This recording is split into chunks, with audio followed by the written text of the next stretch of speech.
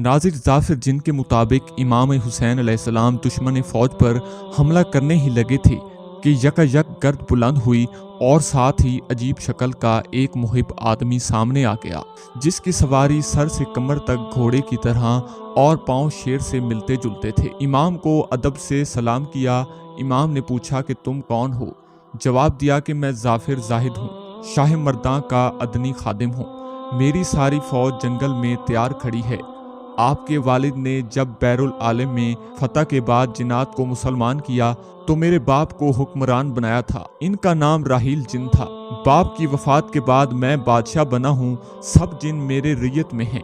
حکم کریں کہ میں اپنی فوج لاؤں اور آپ کے دشمنوں کی روحیں کھینچ لوں۔ امام نے کہا تم جن ہو، یہ انسان ہیں، یہ تمہیں دیکھ نہیں سکیں گے اور تم انہیں دیکھ دیکھ کے قتل کرو گے۔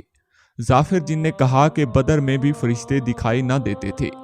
امام بولے وہ خدا کی رضا سے آئے تھے، تم میری محبت میں آئے ہو اور میرے معاملے میں خدا کی رضا یہی ہے کہ تم یہاں سے چلے جاؤ گے اور میں اس جنگ میں نہ بچوں۔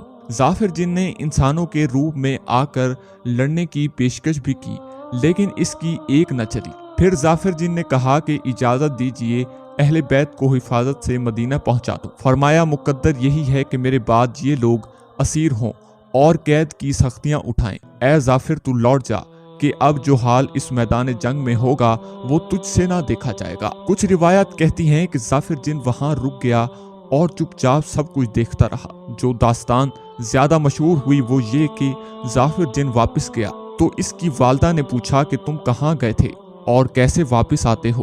تو اس نے سارا قصہ جب اپنی ماں کو سنایا تو ماں نے فوراً حکم دیا کہ جاؤ دوڑو امام کی مدد کرو جس طرح ممکن ہو، اور پھر ظافر جن بما اہل و عیال واپس آیا لیکن اب شہادتیں ہو چکی تھیں۔ اور پھر بیان سامنے آتا ہے کہ جب میں نے حضرت کو شہید پایا تو اپنے عیال و اطفال کے ساتھ کوفہ سے شام تک اسیران کے ساتھ رہا لیکن کچھ نہ کر سکا۔ ظافر جن ایک ایسا کردار ہے جو باوجود جنوں کا سردار ہونے کے بے بس ہے۔ اب ظافر جن مجبور ہے مسافر کو پورا قصہ سنانے اور بتانے کے لیے کہ آخر وہ یہاں پڑا کیوں روتا ہے اور جب وقت تھا تو امام کی مدد کیوں نہ کر سکا۔ جب یہاں تک پہنچا کہ امام نے اجازت نہیں دی لڑنے کی تو پھر کہتا ہے نظر میں ایک اندھیرا سا دفتن چھایا، پھر حسین کی جانب فلک سے گھبرایا، ادب سے باندھ کے ہاتھوں کو میں یہ چلایا، اگر غلام نہ اس وقت کام آئے گا، ہنسیں گے لوگ جہاں میرا نام آئے گا، کہیں گے سب کے امید اٹھ گئی بھلائی کی، بڑی حسین سے ظافر نے بے وفائی کی۔ ایک جن ہے جو میدان کا پاسا پلٹ دیتا ہے، بس یہ سوچیں کہ ایک انکار کا حکم پورا کرنا اس کے لیے کیسا مشکل ہوگا۔